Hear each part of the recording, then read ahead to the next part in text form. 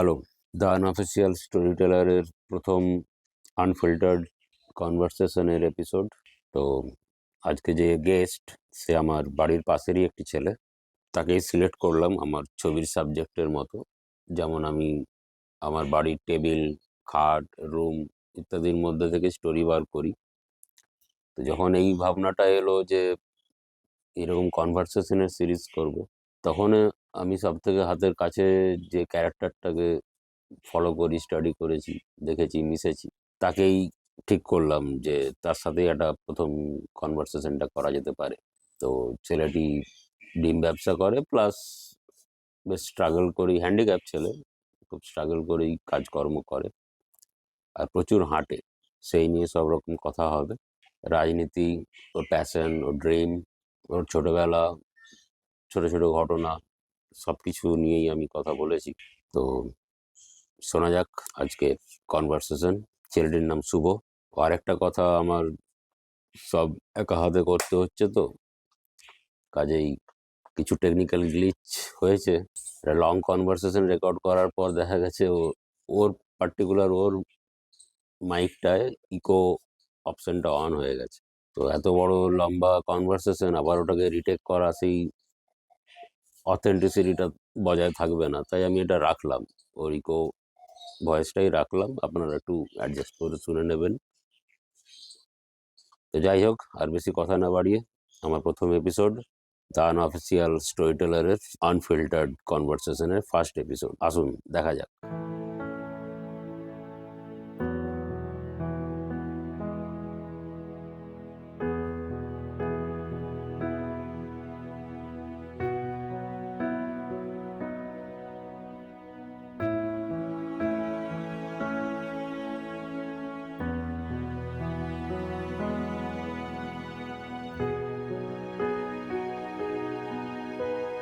শুরুতে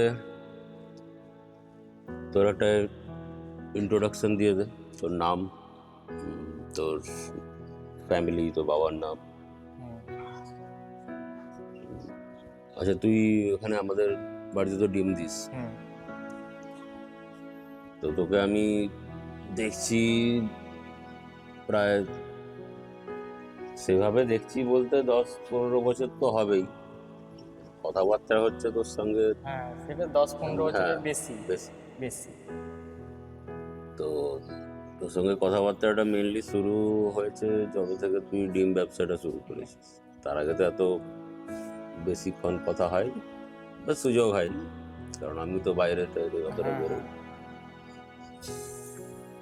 তো তোর সঙ্গে আগে আমার কথা হয়েছে, হুম। তো সেই হিসেবে আমার মনে হয় যে তোর সঙ্গে একটা কথা বলা, একটা কনভারসেশন করা যেতে পারে। তাহলে তুই বল যে তোর নাম, ভালো নামটা বল। আমার ভালো নাম সুব্রত দোলে। সুব্রত দোলই। আচ্ছা, ডাকে সবাই শুভ বলেই ডাকে। শুভ। হ্যাঁ, আচ্ছা, বেশিরভাগ সবাই শুভ বলেই চেনে। তাও তোর কত বছর হলো ডিম ব্যবসা করছিস? ডিম ব্যবসা দেখতে গেলে 3.5-4 বছরের গায়ে লাগে। 3.5-4 বছর হয়ে গেল। তার আগে কি করতিস? তার আগে আমার সব পশু পাখিদের নিয়ে, মানে সারা বাহ, জীবন পশু একটা পাখিদের নিয়ে বলতে কি? পশু পাখিদের নিয়ে মানে প্রথম থেকে, মানে ছোটবেলা থেকে মানে পশু পাখিদেরকে নিয়ে আমি ঘাটাঘাটি করেছি। আচ্ছা, আর ভালো লাগে। আচ্ছা, আর অ্যাকচুয়ালি দেখতে গেলে আমি বাহ, ভালো কথা।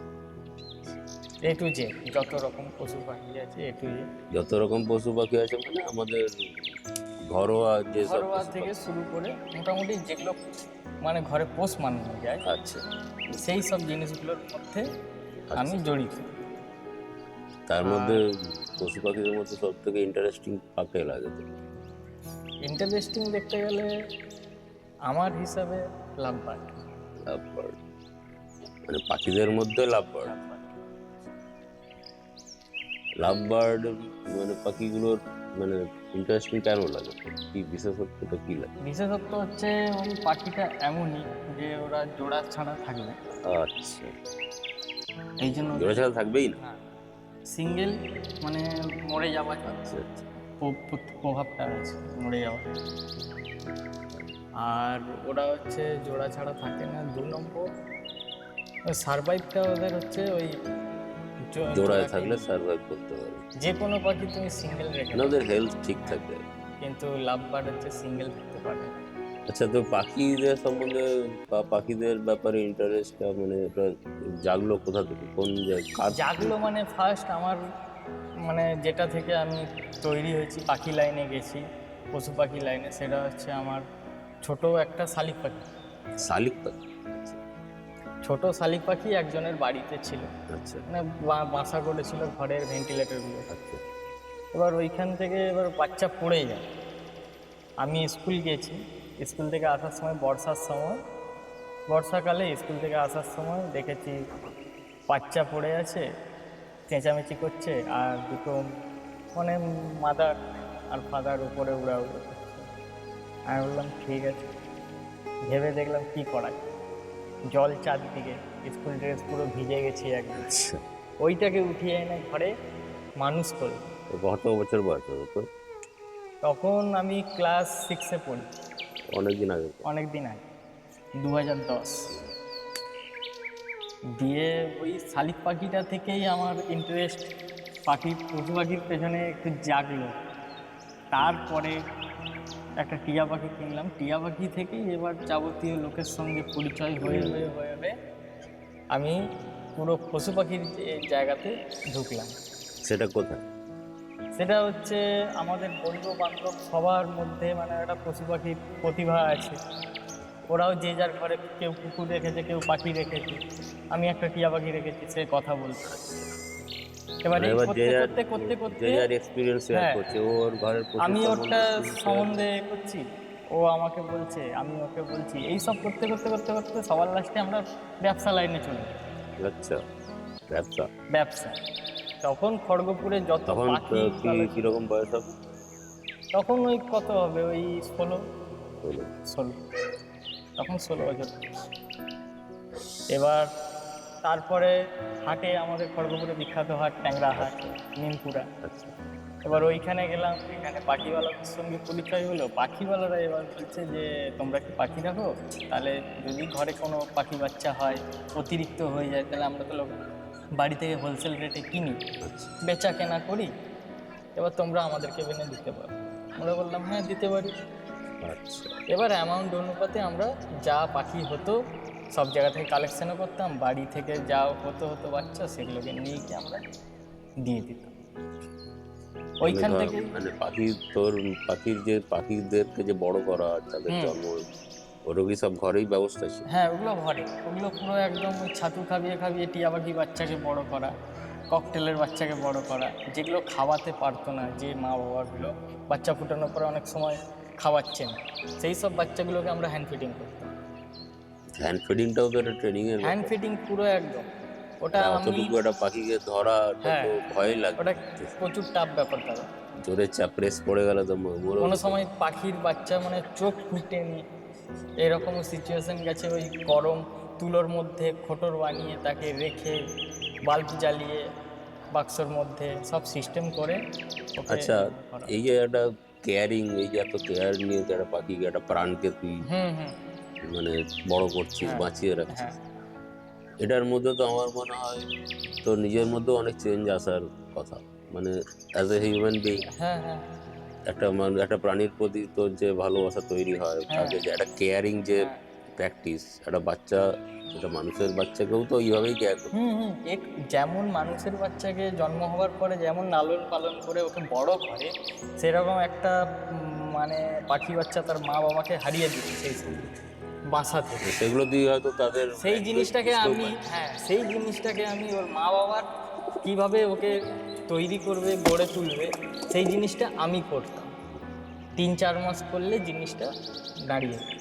এবং সেটা মানুষ নিজেদের সঙ্গে কানেক্টও করতে পারে, রিলেটও করতে হুম পারে। হুম এটা নিজেদের হ্যাঁ, তোর ওগুলো তোর ভাষাগুলো পাশের আমরা কেউ বুঝতাম, মানুষ, ওগুলো ওর তার সঙ্গে যে ভাষাগুলো সম্পর্কটা তৈরি হয়, পাখিটার সঙ্গেও তোর সেই সম্পর্কটা সেই তৈরি হয়। সেই সেই পুরো অ্যাকুরেট। এটা আমিও, ও আমারও দূর কোনো থেকে দেখলে পশু পাখি হ্যাঁ, রাখার কোনো এক্সপিরিয়েন্স ছিল না। লাস্ট 1 বছর আমার কাছেও একটা পাখি আছে। আমার কোনো আইডিয়াই ছিল না যে পশু পাখির সঙ্গে থাকতে থাকতে রোজ ওদের যে বডি, ওরা তো কথা বলতে পারে না, ওদের মনের কিন্তু ভাবটা ওদের বডি তোমাকে ল্যাঙ্গুয়েজ কিন্তু আমরা বুঝতে বুঝতে হবে। পারি, এবং সেটা সবাই বুঝতে পারবে। না, সবাই বুঝতে পারবে না, বাড়িতে আরো 4-5 জন লোক আছে, না বুঝতেই পারবে না হ্যাঁ, ও কি এবার বলতে যে চাইছে। আমি বুঝতে পারবো, যার সঙ্গে ওর কানেকশন থাকবে সেই এটা আমিও এখন অলরেডি ও জানতে পারবে মানে যে ওর, ও কি ওর মনের ভাব প্রকাশ হ্যাঁ, ও করবে। রাগ আর করলে রাগটা বোঝা রাগ যায়, করলে রাগ বোঝা যাবে, মিষ্টি ভাবে কাছে আসতে কথা বললে চাইলে সেটাও মিষ্টি বোঝা ভাবে। যায়। বাস। এটা আমিও নোটিস করেছি। খুব ইন্টারেস্টিং জিনিস আছে পশু পাখি নিয়ে, যারা ঘাঁটে, যারা সবসময় এই পরিচর্যার মধ্যে আছে, তারা একদম আর পাখি ছাড়া আর কি পশু পাখির প্রতি তো আর কাজই করেছিস ওদের নিয়ে? ওদের নিয়ে কাজ মানে অনেক সময় কৌশল্যা মোড় থেকে শুরু করে পুরনো বাজার, ইন্দা, এগুলোতে সেই সময় আমাদের একটা সংস্থা ছিল, ওতে আমি ট্রিটমেন্ট করেছি কুকুরগুলো। কুকুরের হ্যাঁ, ট্রিটমেন্ট, রাস্তার কুকুর কোনো এটাও তো সময় খুব ভালো একটা দিক। মারামারি করেছে, ঘা হয়ে গেছে, কি করব। অনেক লেডিসও ছিল আমাদের সঙ্গে জড়িত, ওরাও হচ্ছে অ্যানিম্যাল লাভার। এবার ওদের সঙ্গে ওই ডাক্তার থাকতো আমাদের সঙ্গে, সেই ডাক্তারদেরকে নিয়ে সবাই মিলে গিয়ে কুকুরকে ধরে বিস্কুট খাইয়ে আদর করে, একদিকে আদর করা হচ্ছে, একদিকে ওকে ট্রিটমেন্ট করা হচ্ছে। ওটাও ওরা ট্যাকটিস। ওটা একটা ট্যাকটিস। সবার লাস্টে যেগুলো ডাক্তারের কর্তব্য সেগুলো ডাক্তার করলো, বাদ বাকি আমরা আবার তার পরের দিন থেকে ওই কুকুরটাকে ফলো রাখছি, কোন কুকুরের সঙ্গে মারপিট করছে না করছে না, মারামারি করছে না করছে না, সেগুলো দেখে নিচ্ছি। আমাদের মধ্যে ছোট শহরে এই রাস্তার কুকুর টুকুরদের প্রতি যে ওদের যে সেন্টারগুলো হয় সেগুলো সংখ্যা খুবই কম। খুব কম।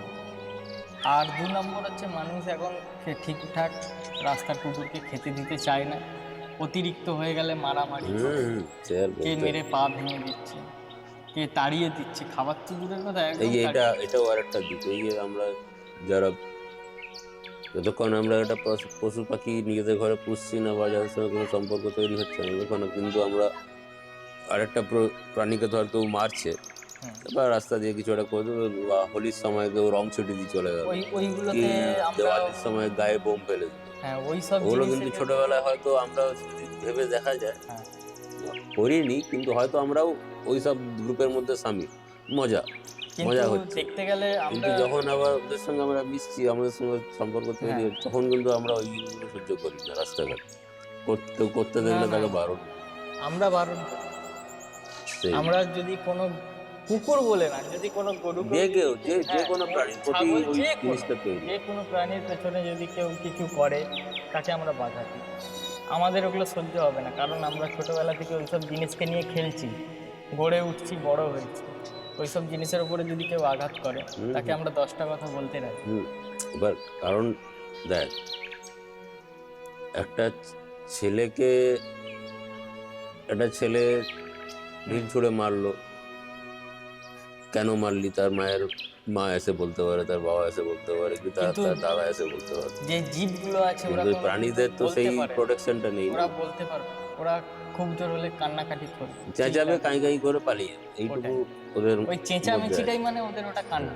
ওই যে ওর চোখের আগে দিয়ে ওর কিন্তু বাচ্চাকে কেউ তো আঘাত এসে করছে। প্রতিবাদ তো করতে পারছে হুম। না, ওর হয়ে কেউ কথা তো না না বলতে না, কেউ পারছে না। বলতে পারবে না। একমাত্র কারা করবে? যারা এনিমেল লাভ, হ্যাঁ, তারাই হ্যাঁ, প্রতিবাদ হয় করবে। তার মালিক করবে, নাহলে এনিমেল এনিম্যাল লাভার। লাভার তো, তাদের সংখ্যাটা তো কম। তাদের সংখ্যাও এবার কম। তারা তো সেই পজিশনে সবসময় তো তারা না, প্রেজেন্ট, যখন হয়তো সেই পজিশনে আসছে, কেউ রাস্তা দিয়ে যাচ্ছে এনিমেল লাভার, পাশে দেখতে একটা পেলো, হ্যাঁ, এনিমেলের তারা উপরে ওইটা দুর্ঘটনা প্রতিবাদ করবে। ঘটছে, তখন সেটার উপরে সে প্রয়োগ সেই করতে আমি পারে। ওই জন্যই বলছি, এই ধরনের জিনিসগুলোর প্রতি, মানে যদি ছোট ছোট অঞ্চলেও যদি একটা ছোট ছোট গ্রুপও হয়, হুম। তাহলে অনেক বেটার পরিবেশ একটা তৈরি হওয়ার জায়গা থেকে। আচ্ছা, আচ্ছা, তোর ছোটবেলাটা সম্বন্ধে কিছু বল। ছোটবেলাতে যেরকম পশু পাখি তো নিয়ে বাড়িতে বড় কে কে হয়েছে, আছে? বাড়িতে সবাই, জেঠু জেঠিমা, মা বাবা, কাকা সবাই মাসি একসঙ্গেই ঠাকুমা, থাকিস? সবাই এক হোল ফ্যামিলি। বাহ, তো আজকালকার দিনে খুব রেয়ার। রেয়ার, খুব কম দেখা যায় এরকম জয়েন্ট ফ্যামিলি, সবাই একসঙ্গে থাকে। তো আমি যতদূর জানি তোদের বাড়িও খুব বিশাল বড় নয়, অত হ্যাঁ ওই হ্যাঁ, রকম ছোট বাড়িতে ফ্যামিলি এতজন অনেক, মিলে একসঙ্গে থাকা, ফ্যামিলি অনেক। এটা একটা খুব, মানে বলার মতোই ব্যাপার আমার হ্যাঁ তো মনে হ্যাঁ হয়। হ্যাঁ। তাও তো বাড়িতে তোর, তুই, তোর বাবা মা আর কে আছে? আমি, বাবা মা, বোন, আচ্ছা, ঠাকুমা, 2 কাকু পিসি, আর জেঠু তো নেই, গত হয়ে গেছে। আচ্ছা। জেঠিমা, 2 দিদির বিয়ে হয়ে গেছে, দাদা। বাড়িতে সব থেকে ভালো বন্ডিং কার সাথে? বন্ডিং আমার পিসির পিসি? পিসির সঙ্গেই যা হয় খোলামেলায়, একদম একদম ফ্রেন্ড, বন্ধুর মতো। একদম বন্ধু। পিসির নাম কি তো? নিয়তি বল। নিয়তি বল। পিসি এখানেই থাকে? এখানে তো স্কুল এখানেই লোকাল স্কুলেই তো পড়তিস? হ্যাঁ, সাউথ সাইড মডেলে পড়তাম, আচ্ছা, তারপরে সিলভার জুবলিতে 5 থেকে। Silver jubilee? সিলভার জুবলি কতদূর পড়েছিস? 12 পর্যন্ত। তাহলে হ্যাঁ, এডুকেশনও মোটামুটি স্কুলের একটা রেকর্ড আছে আমার, যেটা এখনো পর্যন্ত আমি স্কুলে গেলে সব স্যার ম্যাডাম থেকে শুরু করে স্কুল গার্ড আমাকে রেসপেক্ট করে। সেটা হচ্ছে প্রেজেন্ট। একদিনও আমার কামাই নেই। মেঘ জল ঝড় বর্ষা কিছু আমি মানি।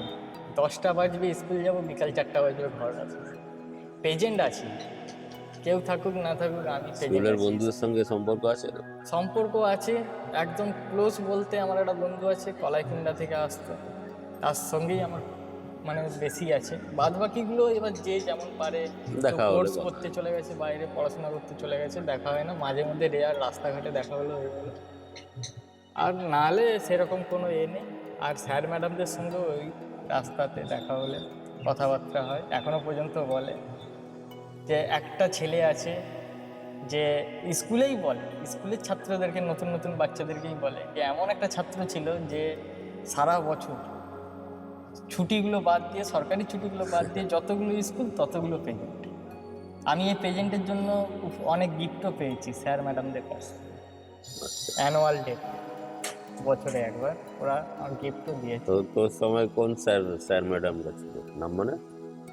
সঙ্গীতা ম্যাডাম ছিল। সঙ্গীতা ম্যাডাম? হ্যাঁ, Sangeeta madam, Ashish sir, Rita madam, তারপরে মায়া ম্যাডাম, তার Sushma madam, Bhakti madam, Shiuli madam, তাহলে তো অনেক সবাই যে ম্যাডামগুলো পুরনো ম্যাডাম ছিল ওইগুলো আমাদের সময় ছিল।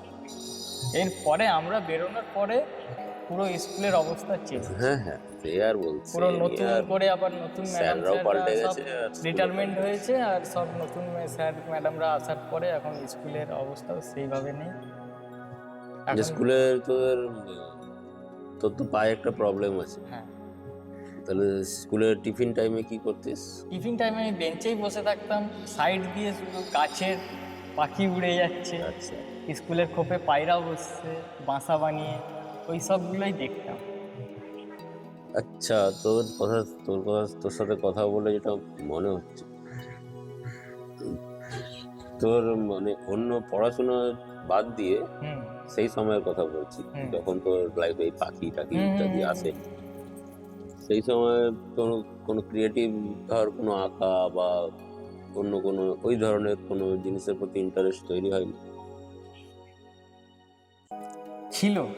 আচ্ছা, গিটারের প্রতি আমার ইন্টারেস্ট ছিল, কিন্তু আমি সেই সময় পড়াশোনা চালাবো না গিটার শিখবো, তোর বাড়িরও একটা পরিবেশ থাকে, ঘর থেকে ওইসব বলাও আমি যায়। করলাম না।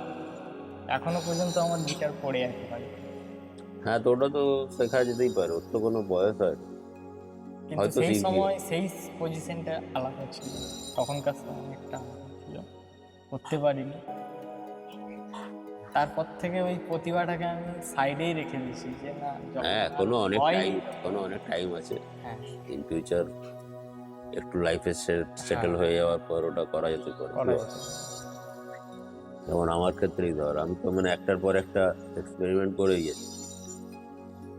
কোনোটাই হয়তো খুব উঁচু জায়গায় যাচ্ছে না, কিন্তু ট্রাই করে যাচ্ছে। যেমন হারমোনিকা, মাদার গান, যেটা ওটা মোটামুটি আমার একটা ইচ্ছে ছিল যে আমি এমন একটা সুর বাজাতে পারবো যেটা আমি সবসময় গুনগুন করতে পারি, আমার মুড খারাপ হলে আমি এটা বাজাতে পারবো, সেরকম একটা গান আমি তুলে নিয়েছি। হয়ে গেল, ওটা তো আমি নিজের ইচ্ছেতেই করলাম, ওটা তো কোনো বয়সেরও কোনো হলো না, আর শেখারও কোনো অসুবিধা হলো না। আজকাল ইন্টারনেটের যুগ, তুই চাইলেই শিখতে পারিস, শুধু একটু টাইম দিতে হবে, এই যা। কারণ আমরা এমনিতেই কত বেশি টাইম এমনি ওয়েস্ট করি, তাই না? এমনি সময় মানুষ যে টাইমটা ওয়েস্ট করে, ওটা যদি কেউ হাতের কাজ শেখে, যে কোনো কাজ, তুই তুই আজকাল তো ইলেকট্রিক হুইল পাওয়া যায় মাটির কাজ শেখার জন্য, সেটা তুই ঘরের কোনো একটা সেট আপ করে সেখানে তুই মাটির জিনিস বানাতে পারিস। তারপর গান বাজনার ইনস্ট্রুমেন্ট তো হাজারটা ইনস্ট্রুমেন্ট আছে, তুই হ্যাঁ। সবকটাই শিখতে পারিস, কোনো বিচার নেই। ড্রয়িং শিখতে গেলে ড্রয়িং শিখতে পারিস, আজকাল অনলাইনে সব কিছুই চাইলে শেখা যায়।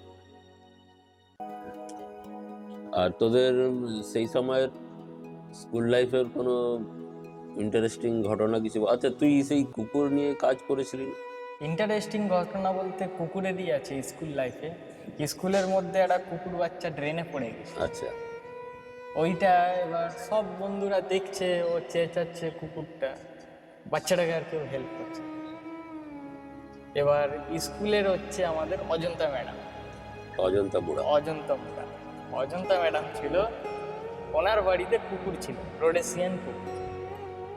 এবার আমার সঙ্গে এইভাবে কথাবার্তা হতে হতে এবার আমার সঙ্গে পরামর্শ নেয় যে কীভাবে রাখবো, কী করবো। আমি বললাম এইভাবে করো ম্যাডাম, এইভাবে করো, সব ঠিকঠাক হবে। বললো ঠিক আছে। ট্রিটমেন্ট করতো পশু হসপিটালে, যাবতীয় ট্রিটমেন্ট সব কিছুই ঠিক আছে। যখন বাচ্চাটা পড়ে তখন কেউ উঠায়নি, বাচ্চাটাকে আমি উঠিয়েছিলাম। ওর ঘাড় ধরে উঠিয়ে ওকে কাপড় দিয়ে ভালো করে পুরো ওয়াশ করলাম, ওয়াশ করে ওকে রোদে রেখে দিয়েছিলাম। তারপরের দিন গিয়ে কুকুরটাকে আমি বিস্কুট খাবার খাওয়াই, তারপরে ওই কুকুরটা স্কুলেই ঢুকে।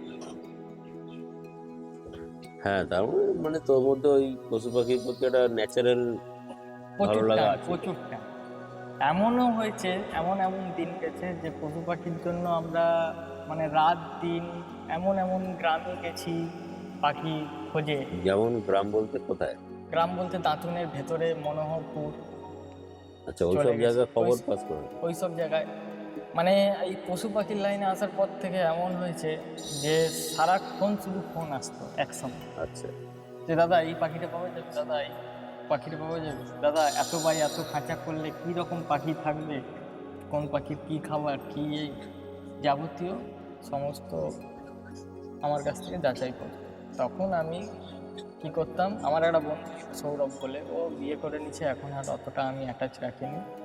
ওই সৌরভ আর আমি দুজন মিলে চলে যেতাম বাইক নিয়ে, উলবাড়িয়া চলে যেতাম। উলবাড়িয়া, ফুলেশ্বর। ওদিকে তো এমনিতেও পাখি হ্যাঁ, প্রচুর আছে। পুরো বাইক নিয়ে নিয়ে চারদিকে চলে যেতাম। আর এত সেলারদের সঙ্গে আমি জড়িত হয়েছিলাম যে এখনো পর্যন্ত ফোন করলে একটা আলাদাই একটা মানে সম্পর্ক আছে। একটা সিনেমা দেখেছিলাম কলকাতার সেই পাখি বাজারে, সেই ওই- বড় বড় খাঁচায় সেই ছোট ছোট ছোট প্রচুর পাখি নিয়ে পাখিওয়ালারা। গালিব স্ট্রিটে, হ্যাঁ, গালিব স্ট্রিট না হাতিবাগ, ওদিকেরই জায়গাটা মনে নেই, কলকাতার ওই গালিব কিন্তু সে স্ট্রিটে বিশাল একটা পাখির মেলা, সবাই ওটা খাঁচায় গালিব করে স্ট্রিটে করে আছে। নিয়ে আসতো। আর ওই ওটা পাখিওয়ালারা জঙ্গল থেকে পাখি ধরতো। ওটা গালিব স্ট্রিটে আছে। ওইখান থেকে এখন তো ইলিগাল হয়ে গেছে। ওইখান থেকে পাখির হাটটা হয়, ওই পাখির হাটটা এখনো পর্যন্ত প্রচুর। কলকাতা লাইনে অনেক লোকের সঙ্গে পরিচয় আছে। যে তুই একটা সেই ঘটনা বলেছিলি, ওই কুকুরদের কেয়ারটেকার এর একটা মহিলা না কে ছিল, তাদের ঘরে কুকুর রেখে দিয়ে যেত। এক সময় ছিল পানাছত্রতে একটা মহিলা ছিল, যার কাছে আমরাও কুকুর রেখেছি, ডোবারম্যান কুকুরও নিয়ে গিয়ে রেখেছি। ওটার প্রসেসটা কি? মানে প্রসেসিং হচ্ছে, তোমার বাড়িতে কুকুর আছে, তুমি কোনো জায়গায় যাচ্ছ ঘুরতে, 30 দিন হোক, 1 মাস হোক, কিংবা 15 দিন, আচ্ছা, কুকুরটাকে ট্রিটমেন্ট করবে কে? ঘরের ছোট ফ্যামিলি, তোমার সঙ্গে তোমার মাটা, দাদা, বৌদি সবাই চলে গেল। এবার কি হলো, কুকুরটা তো অবলা জীব, ওকে কে খাবার দেবে, কে ট্রিটমেন্ট করবে প্রত্যেক দিন, তার জন্য একটা তো লোক দরকার। এবার সেই হিসাবে একটা ভদ্র মহিলা ছিল, সে হচ্ছে যাবতীয় লোকের ঘর থেকে যারা কুকুর ওকে দিয়ে যেত দেখাশোনা করার জন্য, সে কুকুরগুলোকে রাখতো, তার একটা ডায়েরিতে লিখে রাখতো কোন ডেটে দিয়ে গেল কুকুর, কি কি খাবার খায় সেগুলো লিখে নিল।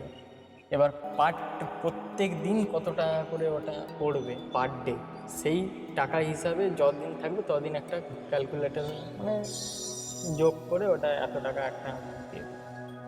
মানে ওর কাছে তো নিশ্চয়ই একটা টাইমে একটা কুকুর রেখে যায় না, তুই আরো না, অনেক না, লোক রেখে। ওর পুরো পার্ট বাই পার্ট একটা পার্টিশন থাকে, মানে একটা রুম করা আছে, রুমের মধ্যে এরকম খাঁচা টাইপের করা আছে, আচ্ছা, মানে নেট দিয়ে ঘেরা আছে, এরকম এরকম থোক, ওর মধ্যে এক একটা কুকুর থাকে। মানে বিভিন্ন বাড়ির বিভিন্ন মালিকের বিভিন্ন এবার যার কুকুরের তো সময়- তো জাতও বিভিন্ন, তাদের নেচারও বিভিন্ন। নেচারও বিভিন্ন, ওইটা নিয়ে ও সারা জীবন পড়ে আছে বলে ওইটার পেছনে ওর ওখানে ওর অভিজ্ঞতা knowledge আছে, আছে। ওইটা ওর নলেজ আছে।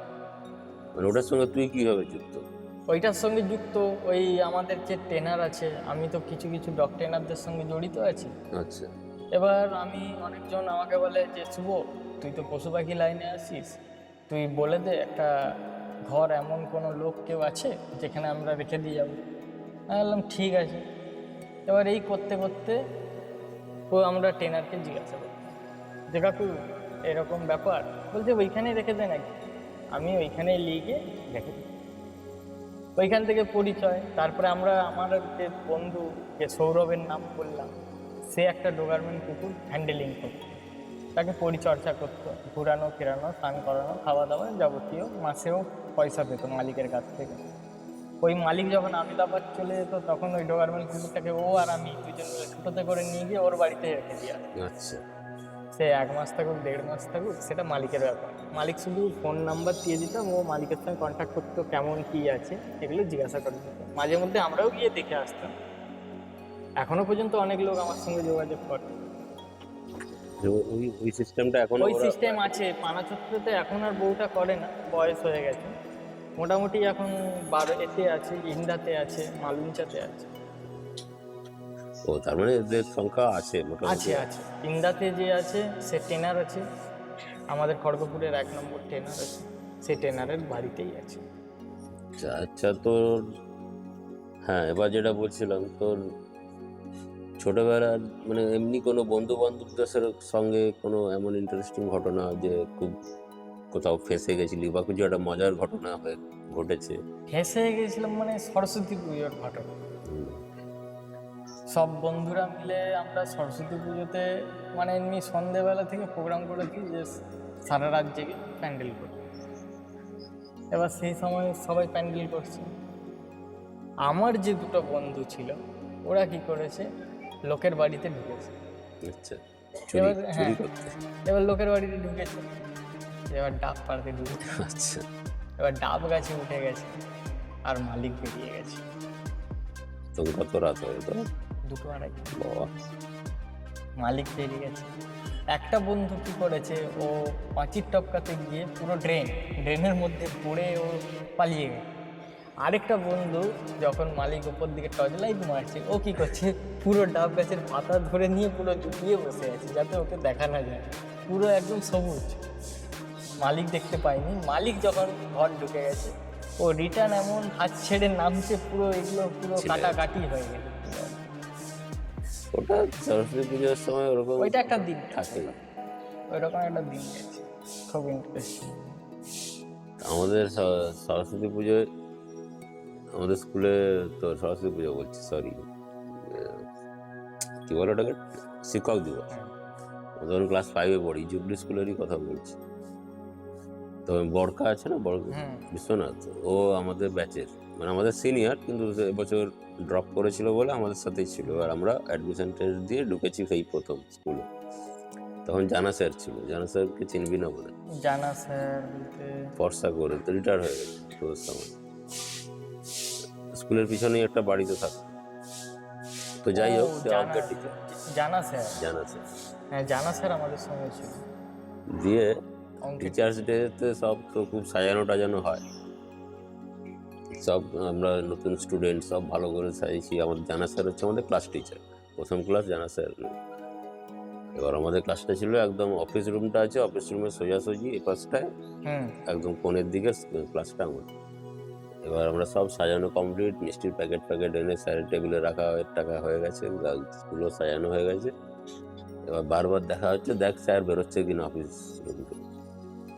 বারবার দেখছে না এখনো বেরোয়নি, না এখনো বেরোয়নি।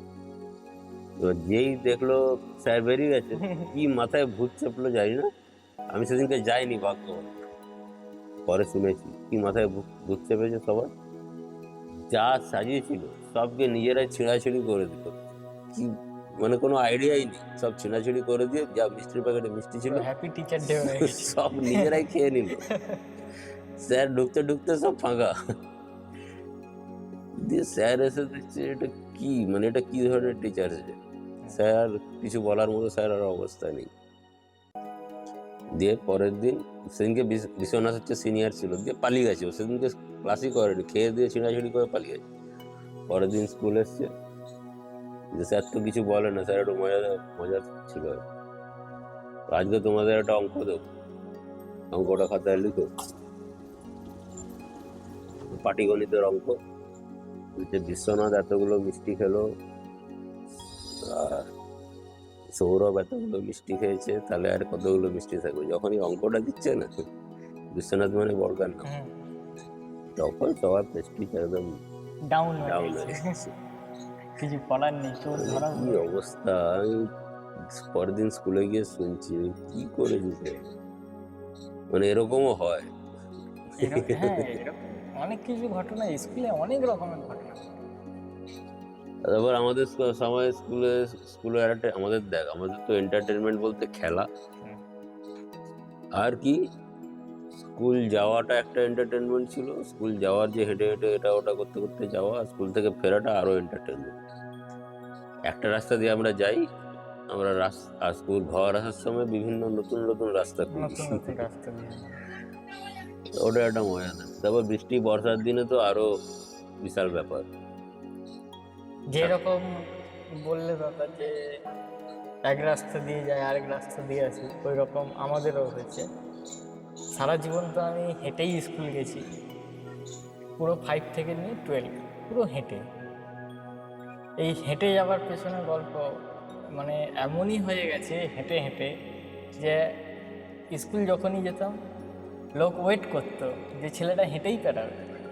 চাওয়ালা একটা ছিল, সে আমাকে দাঁড়িয়ে করে দেখতো, বলে কী রে বাবা যাচ্ছিস? আমি বলছি হ্যাঁ বাবু যাচ্ছি।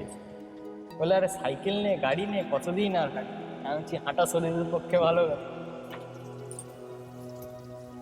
এইটা একটা আমার জীবন। ওটা তো আমারও মনে হয়।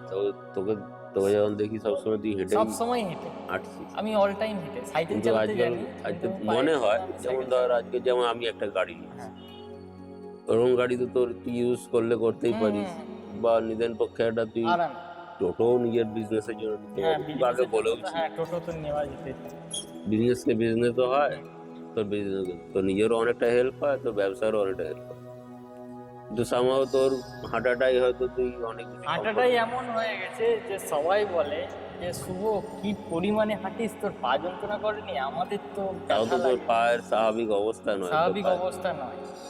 এক একটা মা বোন জেঠিমারা বলে যে বাইরে বাইরে হেঁটে যাচ্ছি, বলছে ছেলেটা সারা জীবনই হেঁটে যাচ্ছে আর এর পায়ে লাগছে না, আমাদেরকে দেখে মনে হচ্ছে যেন ওর পায়ে ব্যথা হচ্ছে। আমি বলছি জেঠিমা অভ্যাস হয়ে গেছে।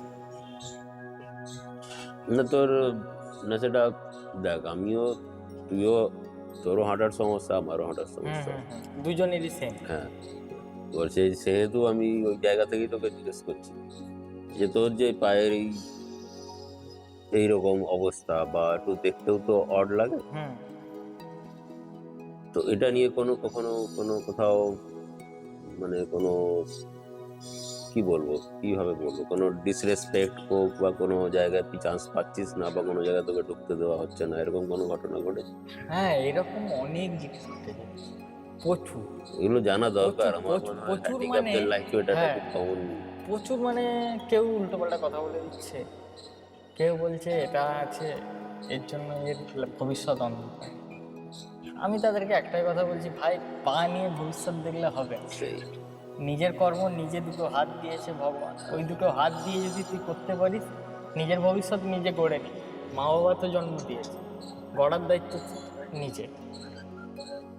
একটা আমি কি টাইম অব্দি মা আমি বাবা আছে, হ্যাঁ, তারপর তো তারপরে তো আমাকে নিজেরটা নিজেকেই দেখতে হবে না? মা বাবারা বৃদ্ধা হয়ে যাবে, বয়স হয়ে যাবে, বাড়িতে বসে যাবে, তখন আমাকেই তো দেখতে হবে না? এরকম সিচুয়েশন অনেক কাটিয়েছি, অনেক রকম।